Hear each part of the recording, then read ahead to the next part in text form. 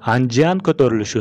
Анжан көтөрүлүшү Фергана өрөөнүндө Кыргыз, Кыпчак, Өзбек калкынын Орусия падышачылыгынын Орто Азиядагы отор саясатына жана феодалдык эзүүсүнө каршы багытталган улуттук боштондук кыймыл.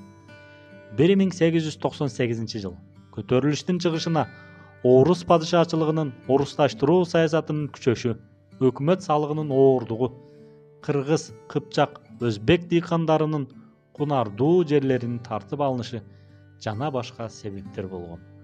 Көпчүлүк эл булардын баарына каршылык көрсөтө баштайт. Кыймылдын демилгечилери негизинен Көк Арт өрөөнүндөгү чыйбыл болуш баштаган кыргыз кыпчактар болгон.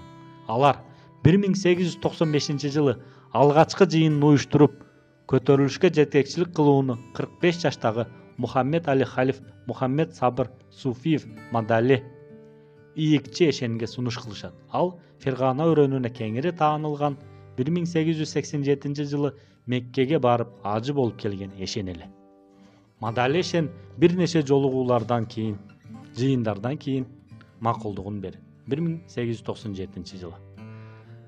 1898 жылы буга айынын 17 күнү кечинде Миңдөбөгө, азыркы Араван району менен Өзбекстан чегиндеги кыштак, Кыргыз, Өзбек жана Кыпчактан 2000 чамалуу адам чогулуп, алар Мадали жана Дөөлөс уруусунан чыккан молдо Кыргыз Зиябиддин Максымдын жетекчилиги менен 2 ротадан турган Анжан гарнизонуна кол салат.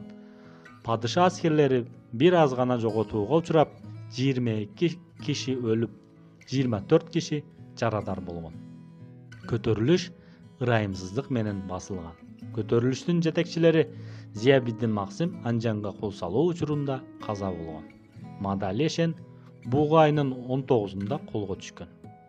Көтөрүлүштүн кармалгандар соттолгондордун улуттук курамы: кыргыздар 257, өзбектер 112, түрктөр 20, уйгурлар 17, кыпчактар 500, тажиктер 5, каракалпак 1.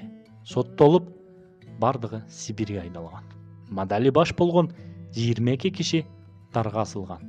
Оморбек датка чыйбыл болуш алгач өлүм жазасына өкүм кылынып, кийин бул жаза сүргүнгө айдоо менен алмаштырылган. Миңдөбө болуштугуна караштуу Кашкар, Кутчу кыштактарынын калкы башка жактарга айдалып жиберилген. Көтөрүлүштүн борбору болгон Миңдөбө кыштагы ошол эле тажик дөң кыштак айылдары жер менен жексен кылынып, ал жерге орус дыйкандарын көчүрүп келип, отурукташтырып, Мархамат аттуу орус кыштагы пайда болгон.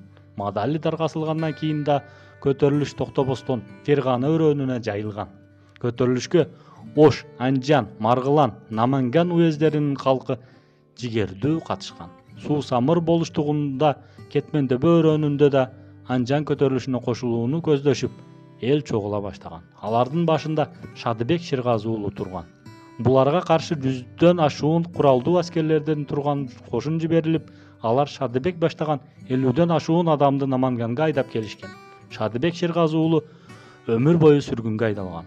Булардын тышкары 54 адам 7 жылга сүргүн кылынган. Алардын ичинде душмандардын жалаасы менен кармалган Токтогул Сатылганов да болгон. Анжан көтөрүлүшүнүн ырайымсыздык менен басылышы Кыргызстандын түштүгүндө жана Орто Азиядагы улуттук боштондук күрөшүнүн күчөшүнө себеп болгон.